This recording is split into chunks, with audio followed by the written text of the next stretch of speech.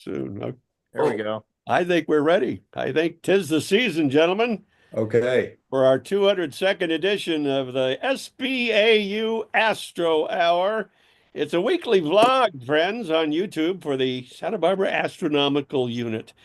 And I'm your proud host, Ronnie Herron, on behalf of my on-screen colleagues, as we welcome you into our new year and our 70th year as a club. We've gathered together on screen Zoom for almost 4 years now, and we're going to kick around all things cosmic. It's amazing the stuff we talk about. We enjoy it too. Find out on SBAU.org. We meet at the Santa Barbara Museum of Natural History, and this Astro Hour number 202 is for January 6th. There's a date in infamy if there ever was, through the Yeah. 2025. This hour, this time, we're going to have an update on Starman, the dummy, launched into its own orbit inside that other dummy's Tesla, Elon Musk, that convertible. We're going to get an update, see how he's doing up there. Something about a deletion, my friends. We have a first quarter moon hanging in Pisces. Get up early tomorrow morning for a couple of eye treats in the southeast sky. We'll talk about that. The deep red carbon star R. Leporus, also known as Heinz Crimson Star, which Tim Crawford always has trouble finding in his scope. I do. Where do you look? Where in the world do you look for methane on Mars? Where in the world? Mars is In a the world. atmosphere. Sure it is. And here's the Oh, question of the week. Mars in the night sky, it was really red last night. Really? Well, we're going to Oh, bring yeah. that up, Bruce. I'll introduce you here in a minute. Do we live in a special part of the universe? I would think so, with the prices of rents these days. We're also going to have our sillies, but let's meet the gang. Once again, re-elected, my good friend Jerry Wilson. Good Hello, morning. president for 7 years now of SBAU. Married to the very lovely Pat Forgy, and she's a supporter. Also married to a Pat is our Chuck McPartland outreach coordinator. Chuck in front of the Ukrainian flag. His lovely wife, Pat McPartland, works as hard as he does, setting up the outreach. She's merchandise manager and our re-elected treasurer. I'm sure she was fighting for that job. We had, let's see, I'll take everybody in order of how they joined us. Tim Crawford's online, I think. There he is. Howdy. Put a light on your, no, don't put a light on your face. Oh, All right, longtime SBAU member, a telescope freak. And Bruce Murdoch joined us, longtime supporter, telescope freak, enthusiast. You know, he's also president of the Santa Barbara Theater Organ Society, which continues to function, I guess, right? Oh yes, we have to remove the console for the Nutcracker because they use the orchestra pit, and they remove the front false stage, and the stage apes when they put stuff back together ruin stuff, and it doesn't work right now. I've been trying to fix it. I didn't get the beginning of that speech. You said you removed something. Was it the organ itself with its The three console, keyboards? the thing you see, which produces no sound. Oh, I see. We can Organ. unplug that, and it's on a frame that's got casters, and we roll Okay. it back stage. We get it out of the way. God, we keep missing those incredible shows you guys put together. Here is our friend Tom Whittemore, who's married to Maureen. Bruce is married to Bonnie. Tom is a former science professor out at Westmont and does a darn good job. And that's got to stop of doing our monthly newsletter, which features articles and everything up to date. And doggone, we got silly stuff too, all sent to us. I was hoping you'd throw up that pun you threw at us because it's not a cartoon, but it's funny stuff.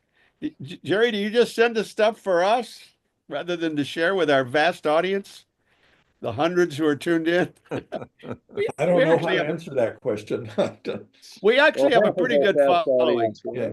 But the Yeah. pun was the guy goes to a dentist office and he says, he's got to have his tooth Oh, yeah, fixed. right. And so they're going to give him anesthetic. And they said, we can either give you some gas or we can hit you in the head with an oar.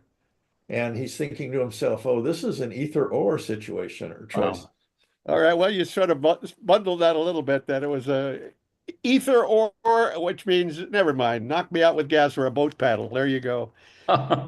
We do have some Larson cartoons and other silly stuff that kicks off the show every week, and God knows there's been hundreds of these suckers over the years. We get ready in March of this coming year, of this year we're in now for our fourth year. Let's call up the cartoons of the week. You folks that are watching, if you want these sent to you, let us know. This is not really a cartoon. I think I finally figured this one out. I am not a toy. I'm not a Christmas present. I am a 10 billion year commitment. Please think hard before you gift a celestial body this holiday season. Oh, I So was thinking, they're imitating the ethics of getting a pet for your home. I considered that, Jerry. Little rabbits, that end up not working, and puppies and chicks, that become chickens. You can buy a star in the sky. I think the Astronomy No, Society, no, that's No. not what they're Don't talking do about. that. it's a scam. Yeah. There are several companies that do it, and it's just baloney. Yeah, Well, that's what I thought this was about. Yes, it is. but it is about that. Oh, okay. It's as opposed to getting a little rabbit or a chick for your kid. Yeah, but Okay. it's saying just like you have to consider that a rabbit will live a long time, you got to consider the length of a star that Yeah. you're committing to. All right. Well, here's Samuel L. Jackson's movie turned into physics. Snakes on a plane. They look a little bit like ducks. They do. They look like rubber duckies that someone sat too hard on. What is that called? Three grids, three. Axes. Cartesian coordinates. Yeah, That's right. it's actually wrong. That's X right. X cross Y should give you Z, not Y cross X. Yeah. That's So incorrect. it's a left-handed coordinate system. Yeah. Otherwise known as Cartesian reptiles. That's good stuff. Don't know where you get these, Jared, but continue. Now, this is rather interesting. Sun avoidance skill leaderboard. We've sent things in toward the sun. They're not that acting the distance from the sun is a contest. And the closer you get to the sun, the worse you are. So it's a sun avoidance. And at the bottom, it says, congratulations to the Parker Solar Probe for setting a new record for worst job avoiding the sun. Right. And these are our various satellites that have been in our solar system close to the sun. Right. Usually swinging around Venus. And 6.17 million kilometers, the Parker, that's about 4 million miles, isn't it? Yeah, 3.8. That's how close it came to the sun about a week ago, 2 weeks ago. And, But they have superb heat shielding that most of the satellites don't have.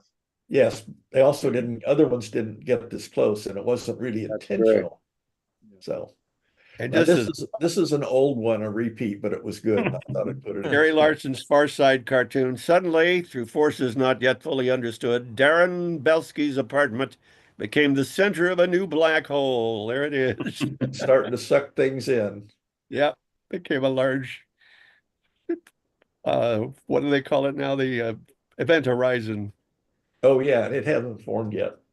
How to fold a real origami black hole, in case you've ever, you've got into Japanese folding of paper into little birds and stars for the Christmas tree. You can make a black hole with one. Just keep folding. You can make a black hole with anything. Everything will have an event horizon. It's usually way down inside and about the size of an electron. So you're never going to get there. But I thought this was interesting because you take a piece of typewriter paper or printer paper, 8.5 by 11. You can fold it no more than 7 times. After the 7th fold, you cannot fold it anymore. That's right. That's right. So 7 times, You huh? have to get a bigger piece of paper.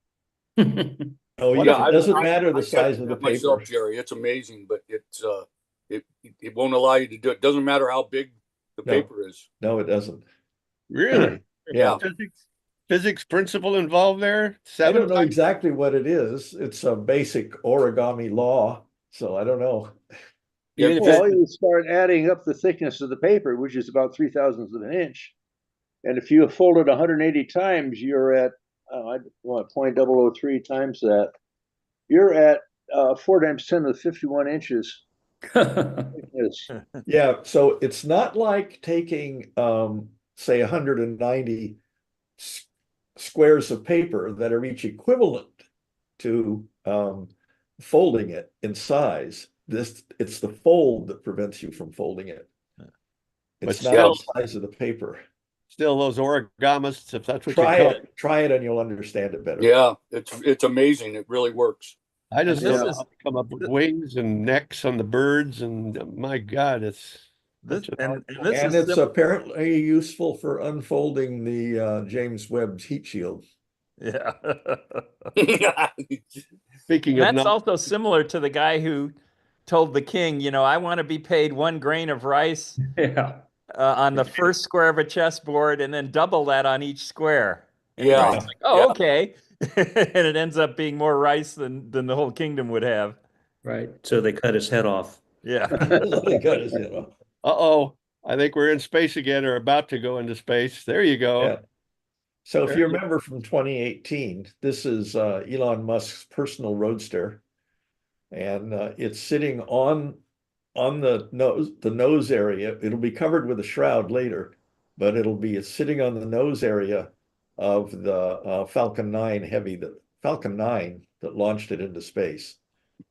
And this is the Starman sitting in the car as Should have put Elon there himself Yeah. in it. Yeah, and wish. he had cameras all over the place. So this is the Earth in the background. And Is it a real picture? What's Yeah. that? Yeah, This it's a a real real picture. And Wow. this is him in space. If you look at the let's see. See here, there's a camera up here, this structure. Hmm. So he can take a picture of him, and that's the picture you get. And it's washed out in that image, but parts of the structure were painted white, and that's what makes it look like it's just a thing floating there. Yeah. Oh, okay. So millions of years in the future from now, that's what the extraterrestrials will find, not Voyager, but that damn thing. Now, Well, can it's you going to read stay this? in solar orbit. Can you read it, or is it too Yeah. washed out? It's Yeah, good. that's fine, Jerry. Okay. You want to read it? You want me to read it, or you want to explain it? Chuck discovered it. I'll let him handle it. All right. Okay, so this people saw it, but they hadn't published orbital elements for it yet. And so people saw it at various telescopes around the world, and they started tracking it. So they created what they call tracklets for it. And one guy reported it, and they looked back and they found these other tracklets, and so they figured it was an asteroid. And so they gave it the name 2018 CN41, which tells you it was found in 2018 in the third 2-week period, so in February, and then it was N41. They start running through the alphabet and numbers, and then subsequently, just recently, they did or the next day, I guess. Okay, somebody noticed that it matched the Falcon Heavy upper stage with the Tesla Roadster, and so they got rid of it. They deleted it. Well, what's its orbit look like? It goes out a little beyond Mars and then comes back. Oh, no kidding. So it's a big ellipse, Yeah. and it's goes through our orbit, crosses.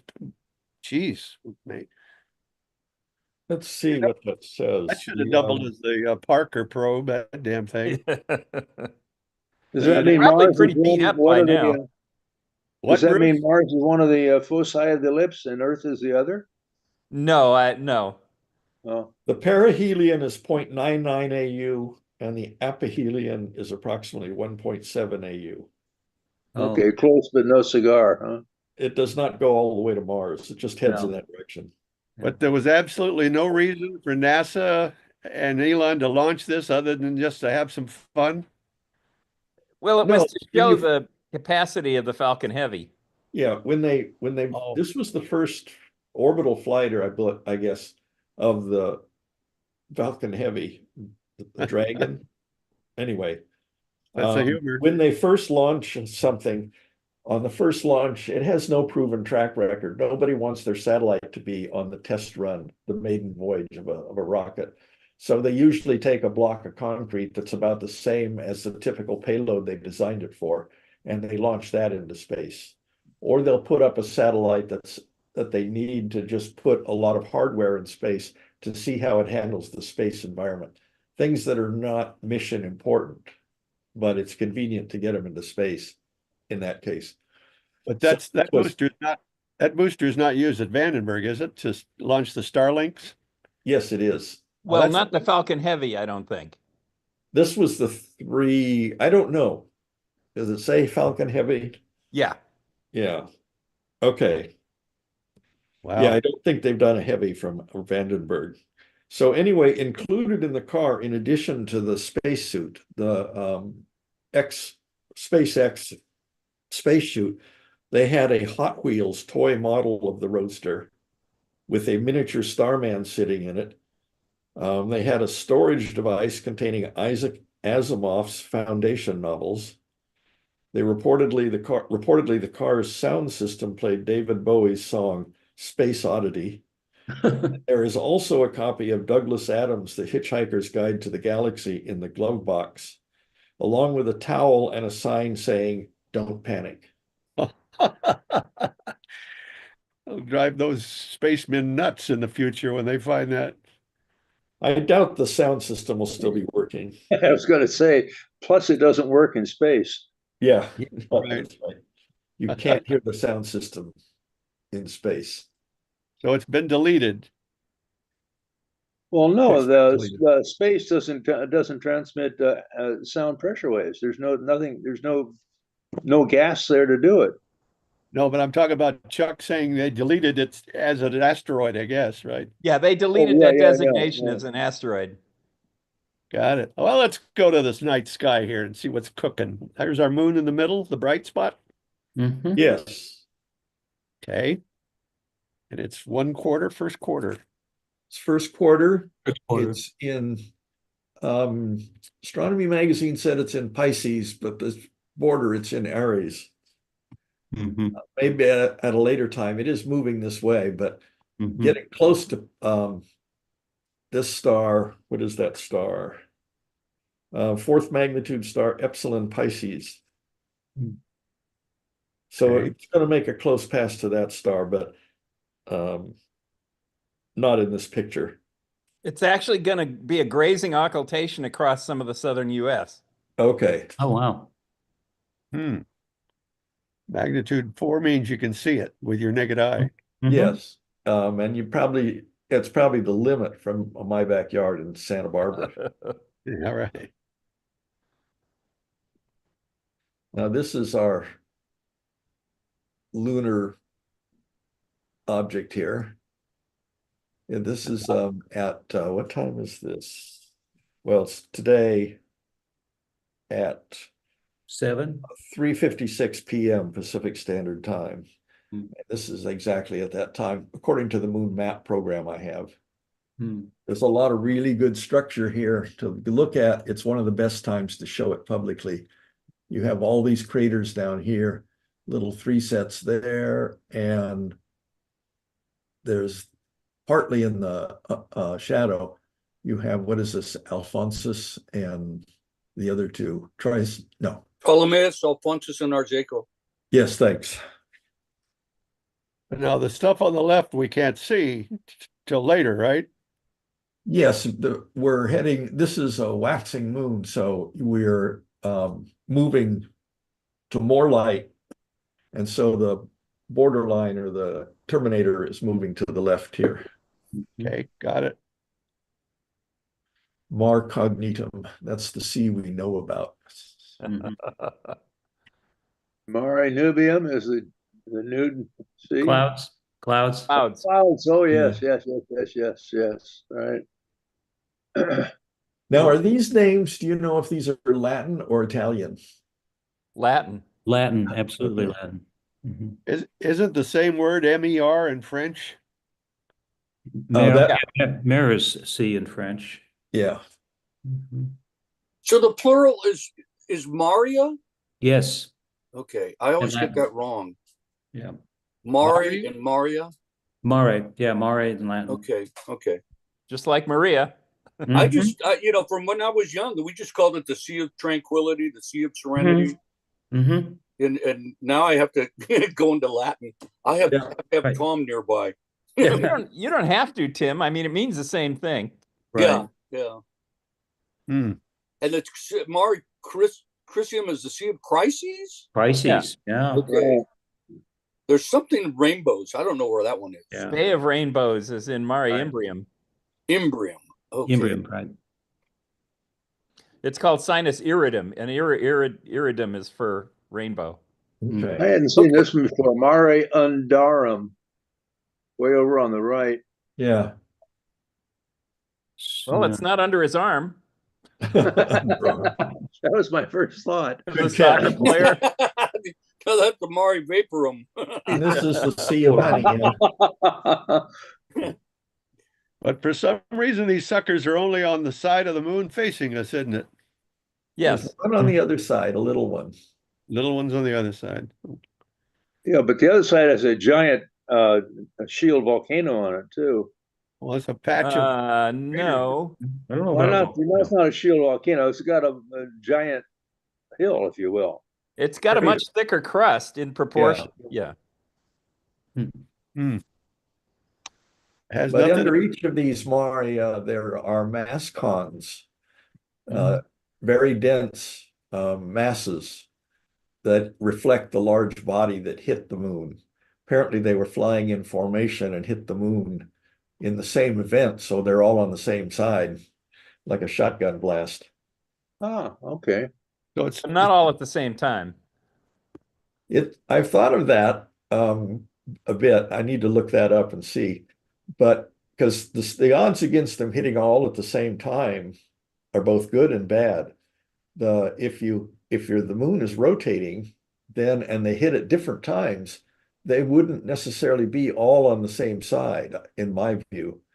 So that's why I say at the same time, because otherwise they'd be scattered uniformly around the moon. Well, or they could be hitting like on the leading edge during a, it's probably tidally locked right from the beginning. Yeah, that could happen. It could be that there's a distributed swarm and it went through the orbit went through that swarm and repetitively picked up that same thing or those bodies.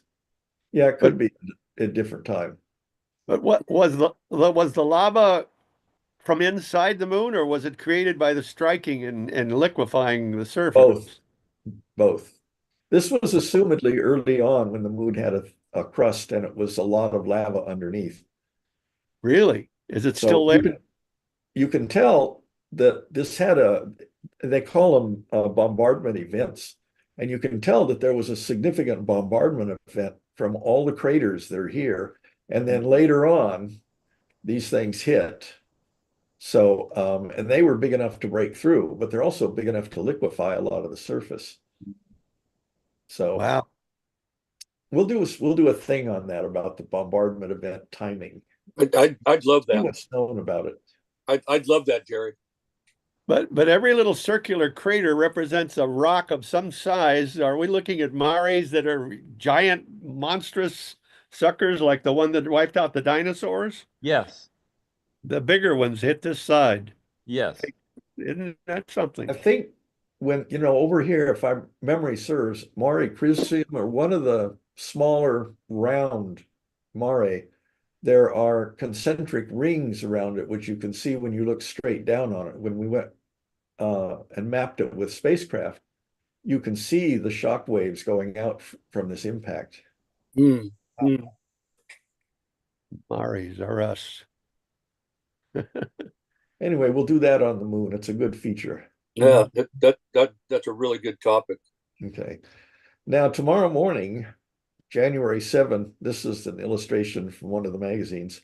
40 minutes before sunrise, looking southeast, you can see Mercury, which is just appearing back in the morning sky. And it's with summer constellations, M20 and M8, in Scorpius here, but in Sagittarius. And up here is the 13th zodiac sign. Over here is Antares. So I looked up to see how that times out with whoops. Where is that? There it is.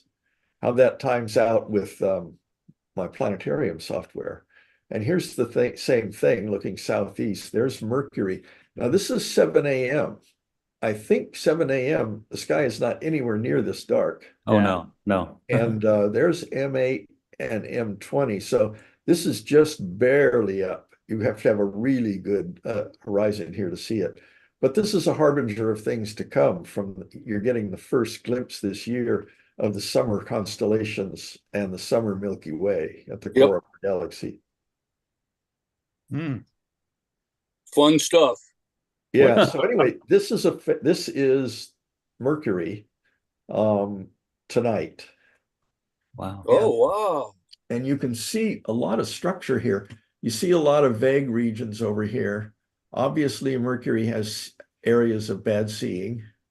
No, it had, when it was photographed from around the thing, some resolutions, some of the things were low resolution. It wasn't completely 100% covered, but some areas give a lot of detail. Here's a large basin there. Is it bigger than our moon or smaller than our moon? About 1.5 times the radius of the moon. And it doesn't have a magnetic field. It does. Oh, it does. Just not really, really strong. So there is some sort of liquid lava stuff, magma Nickel inside. iron way down in the core. Okay. Well, it's got a big core, actually. Yeah. So there's a nice discolored circular region, would be like a sea on our moon from a big impact, most likely. But it filled up with a magma of a different color, apparently. If color counts for anything, you always got to remember that the colors you see in astronomical images are almost always false colors. They're just colors added for convenience. So there's a lot of lunar-like stuff, very lunar-like craters. If you guys remember the craters that we saw on Pluto, the craters there all have a little dome in the middle of them. There's no real long, big flat craters in there. So the very different material that was hit. And also, most of these craters are very, very shallow. And that's because it's so hot on Mercury that the rocks are basically more plastic than they are around our area of the solar system. Plastic. Oh, geez. Well, not, I mean, I don't mean plastic, but I mean that they're more deformable. I understand that. I know what you mean, but wow. He goes to my church, Ron. Well, when you have materials that have crystals in them, the crystal structure, like we make steel and it has crystal structure, and the strength of the steel goes with the size of the crystal structure and stuff.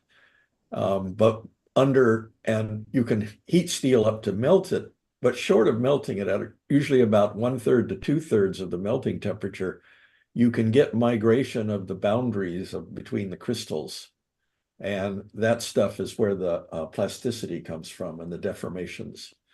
It's why incandescent light bulbs burn out, because they're made out of a wire that's got crystal structure in it. And as you run a current through it and it heats up under the action of the bias you put on it, the electrical bias, the grain boundaries migrate toward one of the polarities. And eventually they add up. The grain boundaries add up until there's no more contact between the neighboring grains. And then the thing has a high resistance and then it burns out. but can I ask a question about Mercury will not burn out. Can I ask about Mercury? Is there a dark side that never sees the sun and therefore has light? No. No. It's because of its elliptical orbit, it doesn't tidally lock. It is It's in a tidally 3 locked, to but it's a 2. different resonance. Yeah, 3 to 2, isn't it? Something like Because that. of the other planets are near it, particularly Venus, it can't completely tidally lock to the sun because Venus still tugs at it and pulls it off a little bit. So it has this resonance in the three-body problem that it's part of. I didn't know that. But it doesn't have a turning day, like It does. It does, but it's a 3-2 resonance. Yeah. Okay, I think I understand that. This Caloris Basin here, that area that was discolored, that's kind of at the upper left. Caloris planitia there, that Caloris Basin. That's a very large impact. And actually, on the other side, if you go to the 180 degrees away on the other side of Mercury, you can see there are shock ridges. There's circular shock patterns, similar to what Bruce was describing, Huh. or what Jerry was describing around Mare Crisium. But it's where the shock waves went all the way through the planet. Wow. Holy cow. Yeah, it's like Bugs Bunny when he hits the wall in a cartoon. You go around and see the other side, and his shape is pressed out on that. But we've sent probes to Mercury. Have we ever landed like we have on Venus? No. No, no. No plans to land on Mercury. Not that I've heard. I don't know. I mean, it wouldn't be the same as Venus, would it? It doesn't have an atmosphere, and so It's also got a very high surface temperature. Yeah. Yeah. And it's tough just to get into orbit around Mercury. Yeah. Matter oh, of fact, it's harder to get into the inner orb, the inside our orbit toward the sun than it is to get outside our orbit away from the sun. well, does Parker probe go by this sucker? No, the Parker probe is well inside. It's about 1/5 or 1/8, I forget the number, of the orbital radius of Mercury, but it didn't fly near Mercury. It's using Venus as a break. So it goes past Mercury's orbit. Yeah. Yes. It's quite a bit closer than Mercury. Yeah. Yeah, right. I know that. Okay, interesting, fascinating. What Okay. do the red lines versus the other lines mean in that picture that you took off? Those This are the one? constellation drawings. Oh, those are constellations. Yeah, these Okay. are constellations in the very, very early morning sky. Just got to use our own imagination, turn them into a whale or a swan. I think they're pretty obvious. Yeah, I think they're. The scales, the No, I mean, scorpion, but yeah, the it's kind of a Ophiuchus sign, right? is pretty weird. Scorpius is the only one, but when they took away the two claws, it made it worse. Yeah. I tell you, we throw on some strange cartoons on the inside of the planetarium Friday night. Oh yeah. So this is the M8. This is the This is M20. excuse me, yeah, M20. Thank you. Okay, I need more coffee. This is taken by an 8-inch f5 Newtonian by an amateur that posts his work as Starhopper. It's a nice picture and well processed. And you can see a lot of Barnard dark nebulas behind. This region of the Milky Way is loaded with these dark nebula that are unilluminated by starlight, but they block out the stars behind them. They're not voids in the star. We'll get to voids later in today's talk. Yeah, Tim, consider that a challenge. That's your scope. I had an image that Paul Wynn did of the Triffitt, and I still kick myself. I put it somewhere in this house, and I can't find it. You'll Yeah, but find it. 8-inch f5 is what you made. Yeah. Yeah. This is a very different scope. This is, excuse me, this is M8. That was M. Yeah. So this was with the VLT survey telescope at European Southern Observatory's Paranal Observatory in Chile. The core is really blown out, but it's still decent. Oh, Yeah. okay. And my picture of M8 has a lot of blue in it also. Where'd you get that picture? For me, Yeah. I got that on the internet, usually Wikipedia, or has good Good resolution and color. good color. Let me just get this going again. But with our scopes, what will we get? Just a little dot or not that much detail, I would imagine. Can you see this one better? Yeah, Yeah. that one's much better. You No, see Ron, the- you would see a lot of what you're seeing here, but it wouldn't have color with your eyeball. Yeah. And then with the little sea stars, you'd start to see the color. Yeah, Or and people have cameras. there's a star cluster in here too. That's it. There's a cluster there. One of the best views I ever saw of this was in Tim Wittenberg's 5-inch teleview up at Kachuma Lake, and unfiltered. And it just showed it showed why they call it the lagoon, because that outer perimeter looked like the edge of a big lake. And the inside was just like speckled, like little peppering of little stars and stuff. And then it had, like you said, Jerry, this cluster in the inside. Yeah. It's one of the absolute best views I've ever seen. Mm-hmm. Well, we'll be having more of this as we get toward the summer. This is a June, July. Yeah, the summer deal. Yeah. Question about colors. According to our esteemed outreach coordinator, different elements. We just saw pink. What element gives us pink? Hydrogen. Nitrogen. Hydrogen and nitrogen gives darker red. Oh, really? Okay. So that's pretty much what we were watching there or seeing. Yeah, that was mostly hydrogen. Yeah. It's a star-forming region, Ronnie. And that was hydrogen that emitted its own light. It wasn't being bounced off. It wasn't bouncing off a starlight. Right. Yeah. Now this is the comet Atlas. Its path through the sky. It's one of the objects that is also up very early in the morning along with Mercury M8, M20. You can also see the Atlas thing.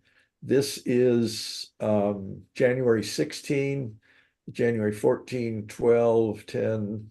I guess we're down here, January 6th and 7. So it is about 4th magnitude. So the sky again is not very bright at this time of the morning, but as we go along, it's going to be darker in the morning. And the comet is expected to, this is a new atlas, and the comet is expected to brighten further, but we'll see. On the 14th, it's at its closest approach to, I think, us or the sun, but I forget which. No, these are north and south constellations, I believe. Yeah, there's Octans down there, and there's the Capricorn. Yeah. Oh, Capricorn, yeah. You're right. This is essentially a southern hemisphere comet. That's right. And now the sun is moving into Capricorn. So yeah. Okay. So it's bad news for us. Yeah. And there's a reason you can explain why it's shaped like that? Well, this is its combination orbit. of its orbit and our orbit.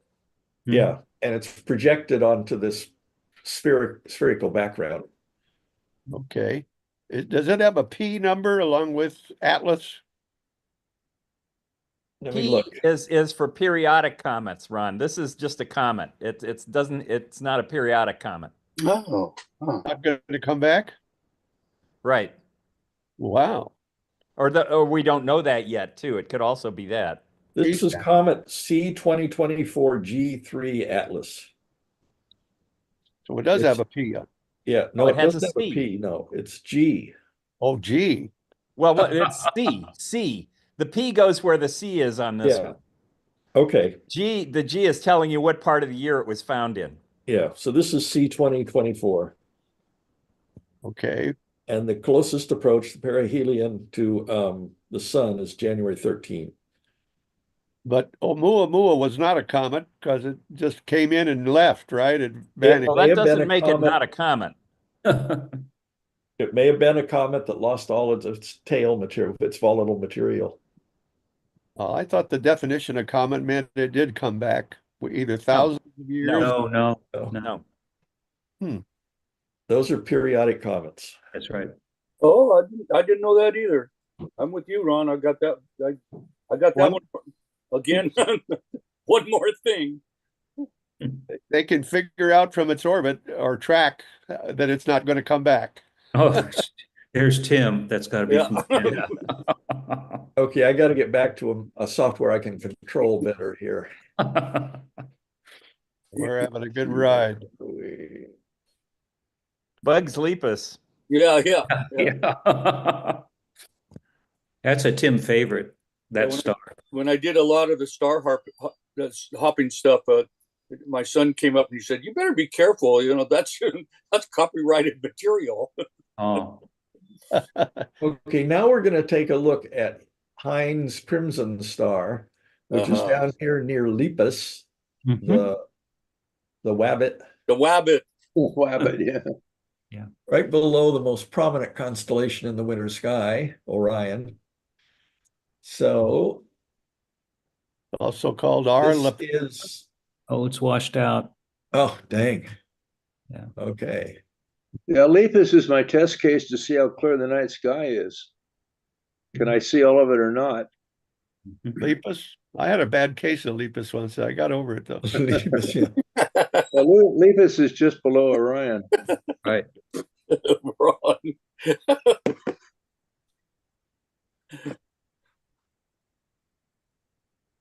Ah, Okay. funny stuff. That's So this definitely is, Tim. these are That's- courtesy of Tim. These are the way he views the sky. Yep. Constellation Yeah. I missed.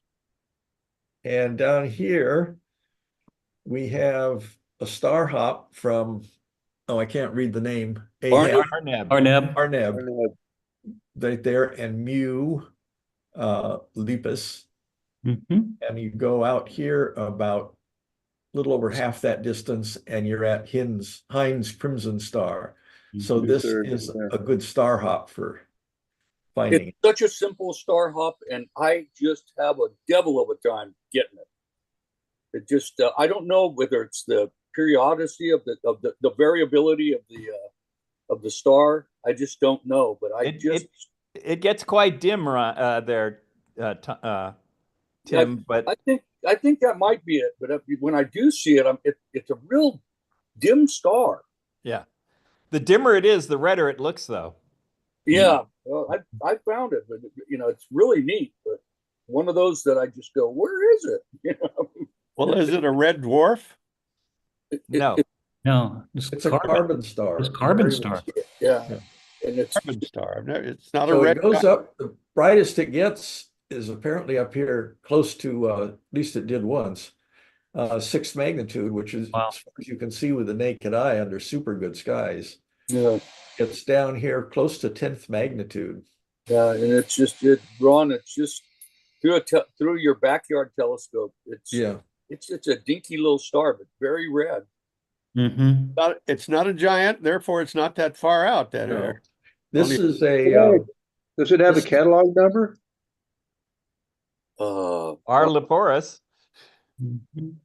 I mean, no, I mean, like NGC. Come on, I can't remember right now. It's going to have a Tycho number. It's going to have a I'll look it up. real quick. Draper yeah, it's in number. a It'll lot have of a catalogs. Draper. Yeah. So this is the star here. Mm-hmm. It is red. It's crimson. Somebody named Hind or Hind found it. Hind. Okay. It's not a binary. It doesn't have a partner. Doesn't seem to. So Oh, just R. Leporus, Bruce. Leporus, yeah. Well, that's it's going to have catalog numbers, but I'm it's just looking referred it to up as R. now. Leporus. Hind's variable star was discovered by John Russell Hind in 1845. okay. The Wow. same astronomer that discovered asteroid 14 Irene. Huh.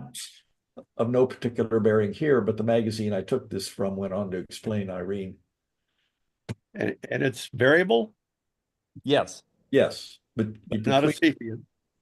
No, it's not. this is an image of our Lepus taken by radio telescope ALMA. Wow. Hmm. Well, Bruce, it's got an HD catalog number, HD 31996. Okay. Yeah, that's the Henry Draper catalog. Right. So it's got that one. It's also BD 15915, That's it. HIP 23203. But Yeah, old so man far. Messier missed it. Well, it's not a Messier type item. It's a single star. Yeah. Doesn't he have single stars in his catalog? I thought. Only No. by accident. But that R. Leporus really will probably be the fastest to get you there. Yeah, I could probably search that on my telescope in Yeah. my software.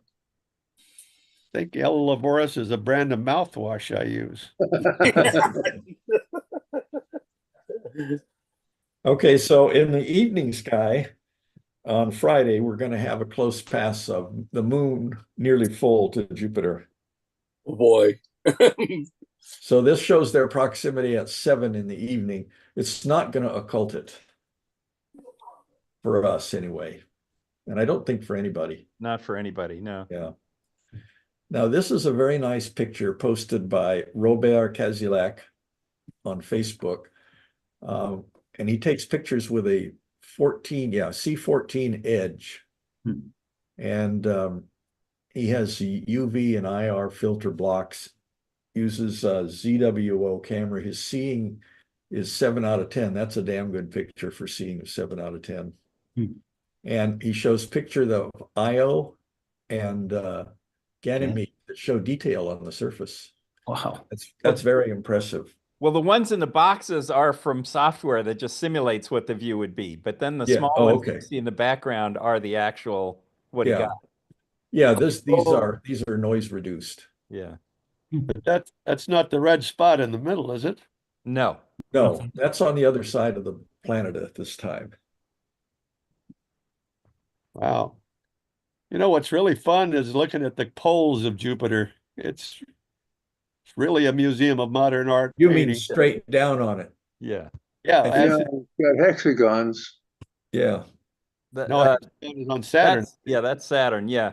Oh, Juno. It's Juno data when you're seeing those. Yeah, but it's just weird. Yeah. Blue. Well, it's, people just colorize that themselves. Well, they do. Yeah. Getting all this fake stuff from the space. My God. What is This- Acidalia planitia? Yeah, this is an interesting paper that was published just recently and excerpted on one of the sites I look at. And they're trying to find, it's called Follow the Methane. They're trying to figure out if there's life on Mars, of course. Oh, this is Mars. This does not provide an answer for that. But what they did was they said, is life possible on Mars? And they said, because methane is there and then it's not there, and it's been picked up by ground rovers on the ground, but it has not been picked up by the atmospheric sampler that's orbiting it. So there's a lot of mysteries around it. But the methane is there sometimes and other times it's not. So they decided where on Mars is the most likely place for methane producing life. And they looked at a lot of places on Mars, and then they looked at a lot of places on Earth that were similar to Mars, and they checked for bacteria that produced methane on the Earth. And they found several regions that were similar, that on Earth produce they have the right amount of hydrogen for the thing to feed on. They have the right amount of water or hydrogen. Yeah, that's the same thing. And they're protected from the radiation because they're about 6 kilometers underground on Mars. And on Earth, they're at the bottom of deep sea trenches. So they made an analogy that the stuff on the Earth, there are regions on the Earth that are similar to what we project regions on Mars to be. We haven't obviously probed anything that deep on Mars. But with that analogy, they said the most likely place to find life on Mars that produces methane is this place in the northern hemisphere of Mars, Acidalia planitia. Would it be liquid or gas? No, methane is a gas. Well, it happens to be a liquid on Titan. Yeah, it's a gas on the conditions on Mars. Yeah. So it's not cold enough on Mars to be a liquid lake, or Right. There's not enough of it there. And methane is transitory. It's not stable. It doesn't last.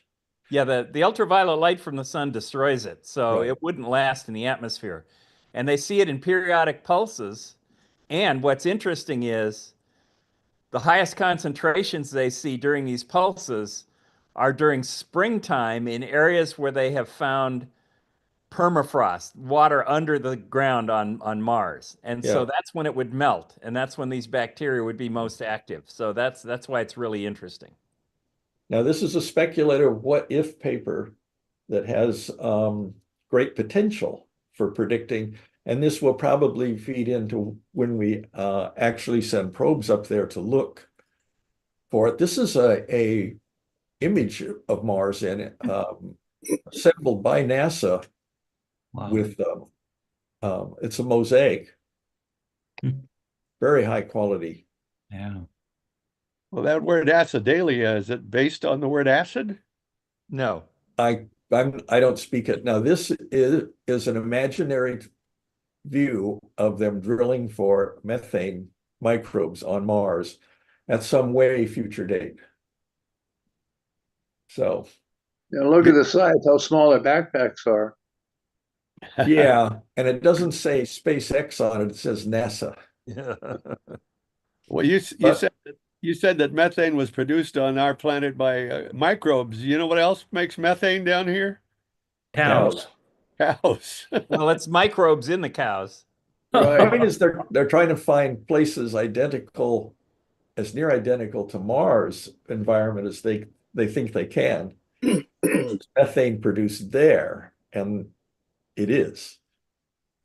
But it's an organic, it's like petroleum, I guess, right? It's one of the organic molecules. If it's got carbon and hydrogen in it, Yeah. yeah. Eat beans and you'll get a lot of methane.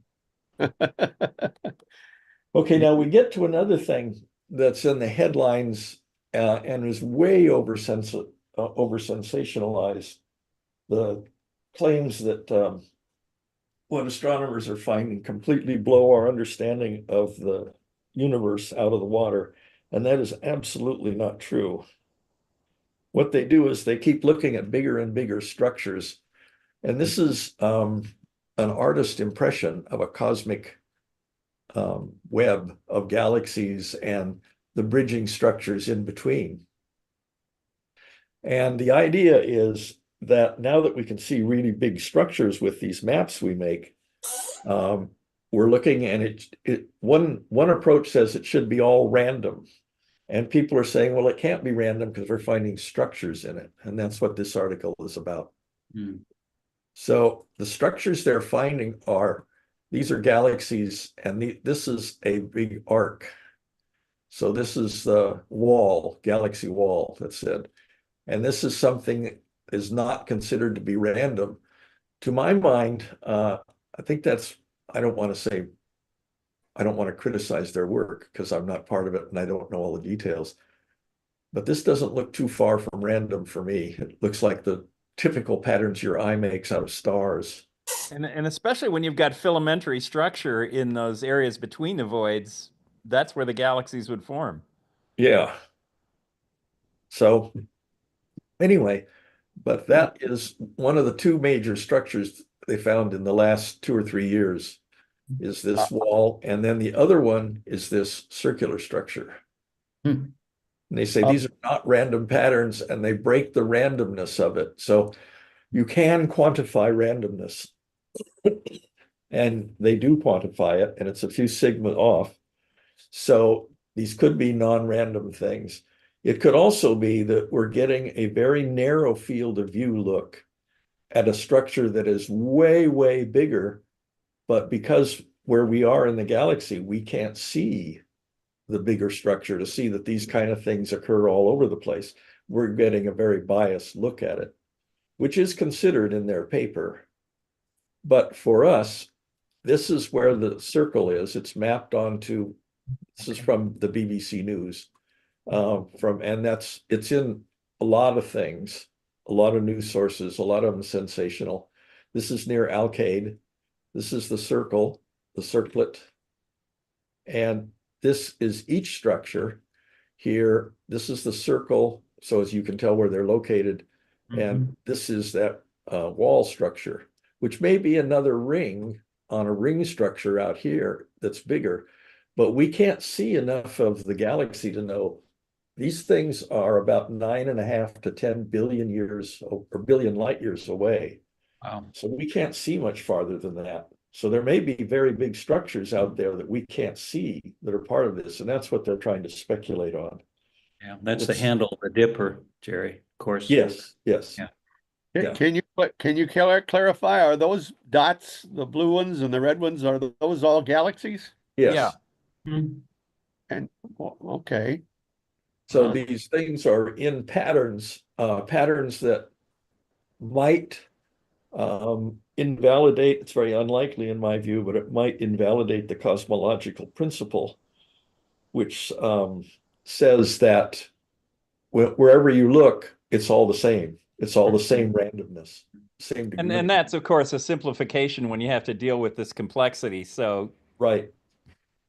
But are we looking at the three that are named in the upper right? Are they in a void? those are stars, Ron. Those are stars. That's the Those are handle of the stars. Big Dipper. Yeah. Yeah, It's they showing point to Arcturus. it's showing where it is on a star map, so you know where to look in the sky for seeing this. But there's no scope that we own in the club that's going to see these galaxies. Yeah, I was gonna say. How does The this, Hubble Deep Field picture was taken slightly north of this Oh, picture. was it? Yeah, it was just off the Big Dipper. Yeah. is this related to the Great Attractor? No. Nope. No. Oh, Well, in the sense that the um, Great Attractor may be a huge collection of galaxies, it is, but Well, my impression was that's the equivalent of the center or the beginning, the middle of, everything's got a middle with orbiting. There's a black hole in the middle of this, our galaxy. There's our sun in the middle of our solar. in a way of speaking, maybe, but that's You don't know how stretching to it. sort of universe is really centerless. You're getting a projection onto a plane. Oh. And I mean, if you turn it 90 degrees, it could be, absolutely a scattered mess. Yeah. This is the scientist that discovered these two structures. I see. Hello. University of UC Lancaster. Oh, Lost the name of her university here, but this is Alexia Lopez. She's a PhD from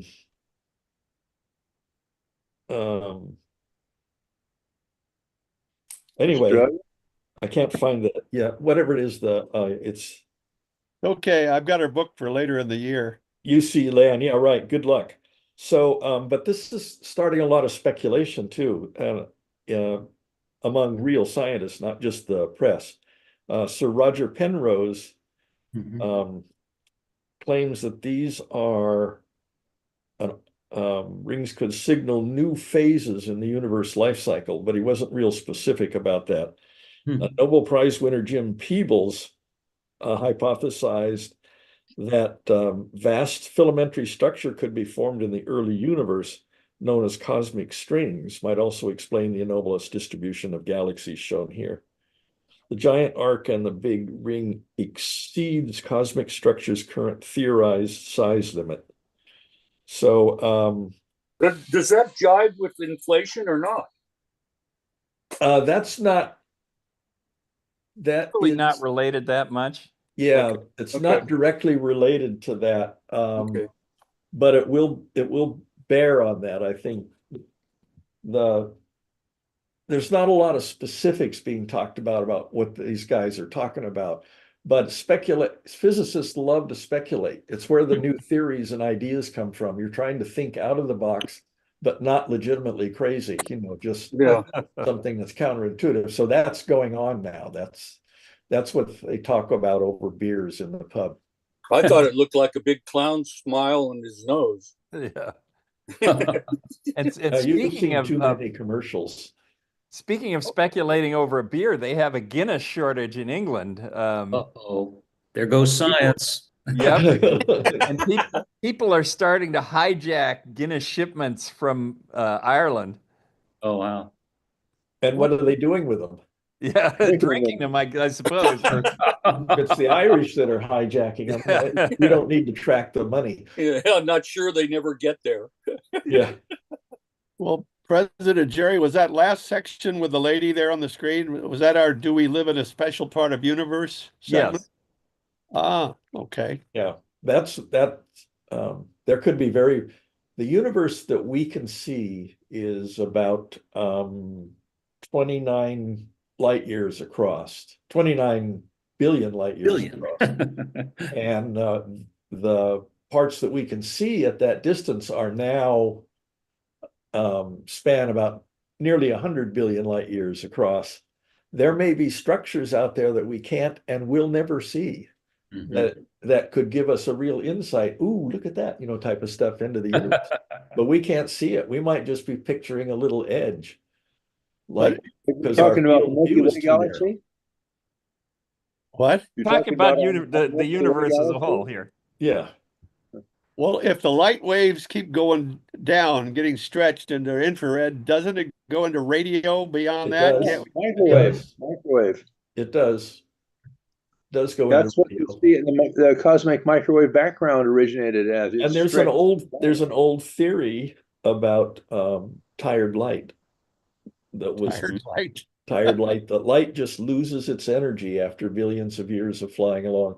It was discredited, I think, in the 1940s or 1930s after Hubble talked about redshifts, and they attributed it to Doppler shifting.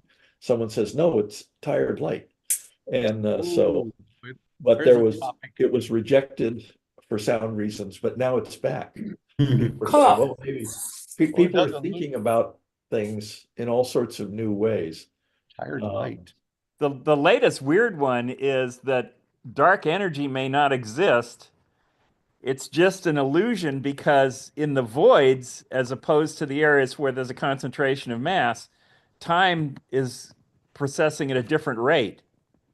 Because it's not in a gravitational field. Oh, I hadn't heard that one, but it makes sense. But tired light doesn't slow down less than the speed of light, does it? There isn't tired light. Yeah, there's not. Yeah, there's the no closest real thing to evidence tired for- light is that light gets redshifted when it has to climb up out of being close to a black hole. That we know does happen. Yeah. I'm glad to hear it because I take Geritol. I have tired blood. I hadn't heard Geritol in a long time. Yeah. Oh, you're supposed to take Serotan. Is that what it is? Nature spelled backwards. Nature. Don't you remember those commercials? Yeah. Yeah, I started doing that with the Sinutab, which backwards is Batunis, which makes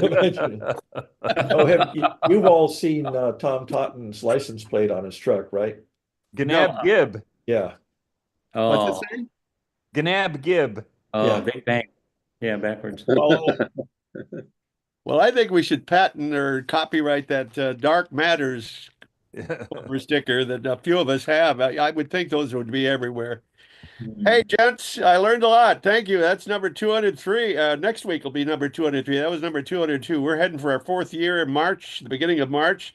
In the meantime, join us, everybody, for our star party this coming Saturday night. It's going to be gorgeous. It's going to be clear, nice winter sky, and a week from Friday we'll be out at Westmont. And gentlemen, thank you very much on behalf of myself. We'll see you next week for the Santa Barbara Astronomical Unit Hour called SBAU Astro. See ya. Happy New Year, everybody. Thanks, everybody. Happy New Year.